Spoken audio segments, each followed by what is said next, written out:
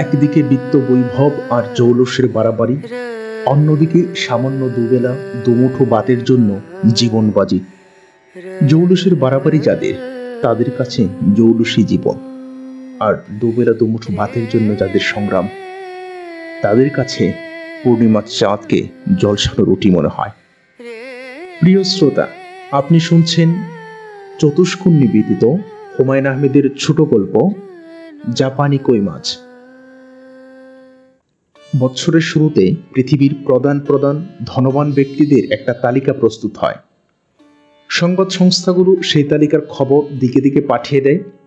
খবরের কাগজগুলো আগ্রহ করে সেই খবর ছাপায়। আমরা মুগ্ধ বিষয় নিয়ে সেই খবর পড়ি, অন্যদের পড়ে শোনাই। পৃথিবীর সেরা ধনীদের খবর জানতে আমাদের ভালো লাগে, আমাদের ঈর্ষাবোধ হয় না।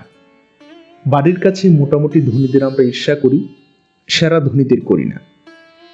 পৃথিবীর প্রথম 10 জন বিত্তশালীর তালিকা প্রস্তুত হলেও সবচেয়ে দরিদ্র 10 জনের তালিকা আমরা প্রস্তুত করি না। প্রথমত, কাজটা অসম্ভব। একজন ধনীর উপরে আরেকজন ধনী হতে পারে, কিন্তু নিঃস্বের চেয়ে নিঃস্ব নেই, এবং এদের সংখ্যা 1 কোটির কাছাকাছি। 1 কোটি মানুষের তালিকা তৈরির প্রয়োজন কি?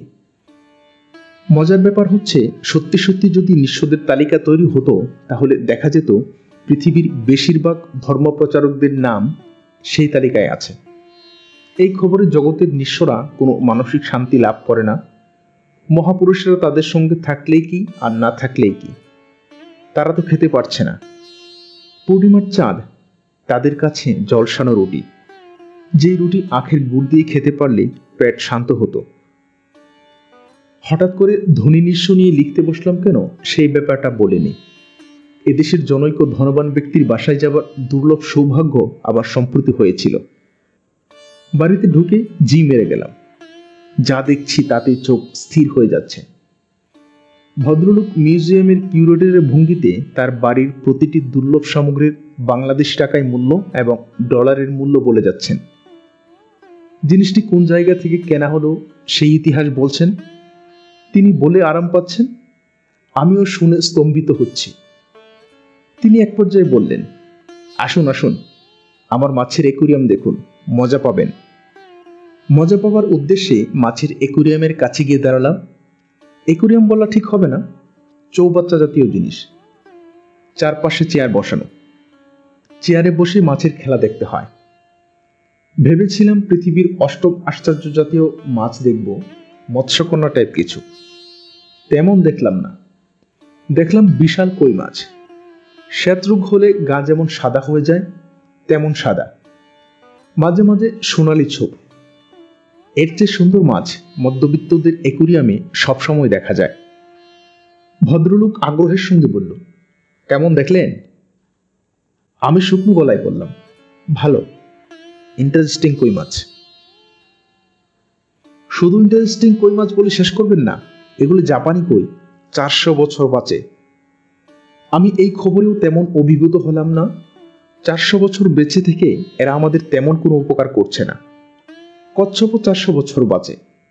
দীর্ঘদিন বেঁচে থাকার জন্য এদের অ্যাকুরিয়ামে রাখতে হলে কচ্ছপকেও রাখতে হয়। মাছগুলির দাম কত আন্দাজ করুন তো? আন্দাজ করতে পারছি না। বুঝতে পারছি আকাশ পাতাল কিছু হবে, তবু আন্দাজ করুন। আমি আমার কল্পনাকে যতদূর সম্ভব প্রশ্রয় দিয়ে বললাম, প্রতিটি মাছ 20,000 টাকা। আমার অজ্ঞতায় ভদ্রলোক হেসে ফেললেন। হাসতে হাসতে বললেন, গিনেস বুক অফ ওয়ার্ল্ড রেকর্ডে এই মাছ সম্পর্কে একটা তথ্য আছে। তথ্যটা হচ্ছে, পৃথিবীর সবচেয়ে বেশি দামে বিক্রি হওয়া মাছ হলো জাপানি কই মাছ। এরকম একটা মাছ বিক্রি হয়েছিল $2 মিলিয়ন, অর্থাৎ বাংলাদেশি টাকায় 20 লক্ষ টাকা। আমি পুরোপুরি হকচকে গিয়ে বললাম, কে কিনেছেন? আপনি? না, আমি কিনিনি। আমার কাছে সবচেয়ে দামি যেটা আছে সেটা $40,000। কোন মাছটা বলুন তো, আমি একটু হাত দিয়ে ছুঁয়ে দেখি। হাত দিয়ে ছোঁয়া যাবে না, মানুষের স্পর্শ এরা পছন্দ করে না। এমন দামি মাছ মানুষের মতো মূল্যহীন প্রাণী স্পর্শ পছন্দ করার কোনো কারণ নেই। আমি ভদ্রলোককে অমূল্য প্রাণী দেখতে পাবার সৌভাগ্যের জন্য ধন্যবাদ দিলাম। তিনি বললেন, আসল জিনিস তো এখনো দেখেননি। আসল জিনিস কি? আমার কুকুর রাত 12টার পর ছাড়া হয়, আসুন দেখবেন। আমি ক্লান্ত গলায় বললাম, ইউএস ডলারে আপনার কুকুরের দাম কত? ঠাট্টা করছেন নাকি ভাই? জি না, ঠাট্টা করছি না, সত্যিই জানতে চাচ্ছি। দামটা তো কোনো ব্যাপার না, জিনিসটা কেমন সেটা হলো কথা। আসুন আমার সঙ্গে। একদিনে বেশি হয়ে যাচ্ছে, আরেকদিন এসে দেখে যাব। কুকুর না দেখেই আমি চলে এলাম। এইসব বিপুল বৃত্তের অধিকারীদের সম্পর্কে আমার কিছু বলার নেই। এরা তাদের বিপুল বৃত্তের অংশবিশেষ খরচ করবে, আমরা দেখে মুগ্ধ হব, এই তো স্বাভাবিক। তবু কোথাও যেন একটা ছোট্ট কাঁটা বিঁধে থাকে, কি যেন খচখচ করে।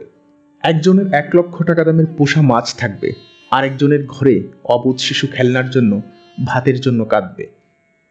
শুনেছি এই পৃথিবীতে যত খাদ্যশস্য হয় তা দিয়ে পৃথিবীর সব মানুষ শুধু যে আরাম করে খাওয়া দাওয়া করতে পারে তাই না, অনেক উদ্বৃত্তও থাকে।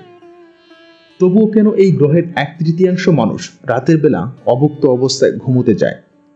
আমি নিজে ক্ষুধার কষ্টের স্বরূপ জানি না, কিন্তু তীব্র অভাবের দিশেহারা মানুষকে খুব কাছ থেকে দেখবার দুর্ভাগ্য হয়েছে। 20 বছর আগের কথা, আমি তখন বাবর রুটে থাকি। আমাদের বাসার সামনে ছোট্ট 2 কামরার একটা টিনের ঘর, স্বামী স্ত্রী এবং ছোট্ট 2টি বাচ্চার সংসার।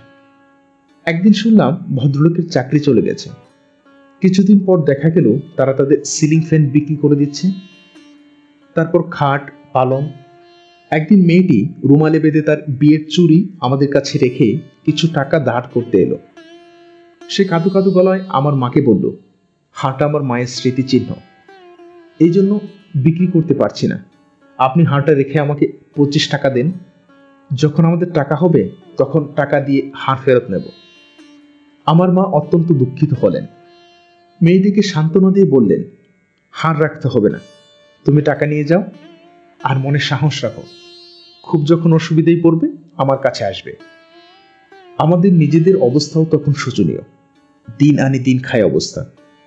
মেয়েটি প্রায় আসে, শেষের দিকে আর টাকা চাইতে আসতো না, ছোট্ট একটা বাটি নিয়ে রাত করে আসতো, মাটির দিকে তাকিয়ে বলতো, খালাম্মা, বাটিটাতে একটু ভাত আর ডাল দিন, আমার মেয়ে দুটির জন্য। এক সকালবেলা বাড়িওয়ালা তাদের বের করে দিল।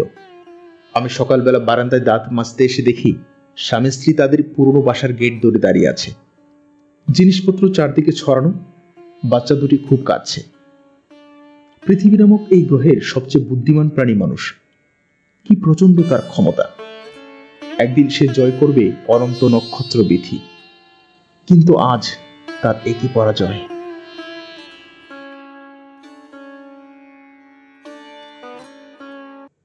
প্রিয় শ্রোতা, এতক্ষণ শুনলেন হুমায়ুন আহমেদের ছোট গল্প জাপানি কই মাছ।